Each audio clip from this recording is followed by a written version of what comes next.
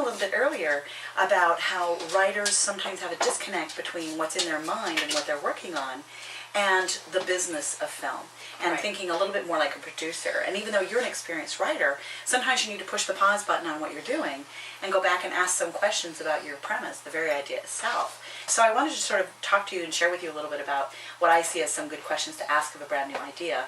Okay. And the first question seems so silly, but it's so fundamental, which is, do you know the genre of your idea? Yes. Now, you're working on a thriller, right? That's right. Great. Okay. And now, again, that seems like a silly question, but sometimes writers aren't really sure because it'd be sort of a hybrid or whatever. So, but you are writing a thriller, okay? Right. And then the next thing I like to sort of think about, how does your idea fit the zeitgeist of the times today? Interesting question. That's an interesting question. Yeah. Well, my central character is a woman who wants to move up. She's 28.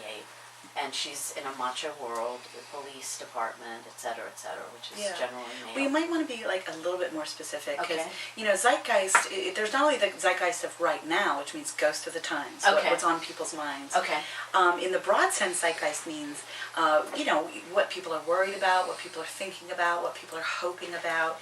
And right now, in this particular moment in time, there's a definite zeitgeist with the U.S. economy the way it is. Yes, And yes. global warming, is it real? And all these things, you know, Right. and movies reflect the zeitgeist. So. Well, in this film, there's issues of budget cuts, and that causes, you know, of departmental budget cuts and things like that, and that causes decisions to be made that hamper the resolution. Well, of the next story. question to sort of ask to make it even a little harder is this: will this idea reflect the zeitgeist 2 years from now? If you were to sell the script tomorrow, Yeah.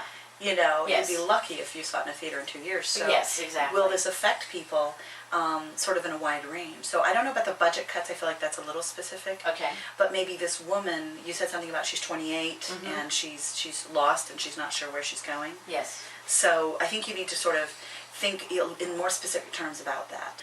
A search for identity, or is she married or not married? Right. Or, Right. okay, so I would just give it a little bit more thought to exactly how to audiences will they be able to relate to that. And another way to look at zeitgeist is your story reflective or predictive? And a good example of both reflective and predictive is science fiction. So if you look at Minority Report or something like that, right? This is the film. This is a story that is very predictive of the direction we're going, but it's also reflective of the worries we have about technology and what it's doing to us as human beings. If women is sort of your central theme, then and the role of women, then how does that speak to people, even a couple years from now?